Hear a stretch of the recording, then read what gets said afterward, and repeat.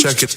Close the circuit, plug in the key and find out there is a deflection in these devices. Now I'm going to change resistance with the help of resistor rheostat, and at a particular value of resistance you can see the division is given to here, that is 3/4, and in the voltmeter there is a particular voltmeter. So I have just note down the reading of ammeter and voltmeter. Similarly I will change further the value of resistance and I can find out basically the deflection. So for you deflector, you are going to change the value of resistance from rheostat.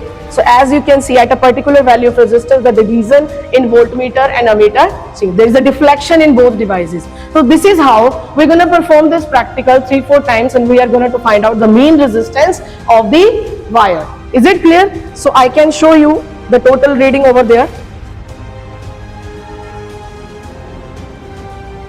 See, when I have taken basically at a particular resistance value, there is a reading in ammeter is 5 division multiplied with the least count, and that is 0.25. Similarly, correspondingly in voltmeter it was the 4 division, fourth line multiplied with the least count of voltmeter, and we get the value of 0.20. And what is the formula according to Ohm's law? What is the formula of resistance? That is V divided by I. So that is why I have divided the value 0.20 divided by 0.25. This is how you will gonna perform this experiment 3-4 times, and you can find out the mean resistance. How I'm gonna find out the mean resistance?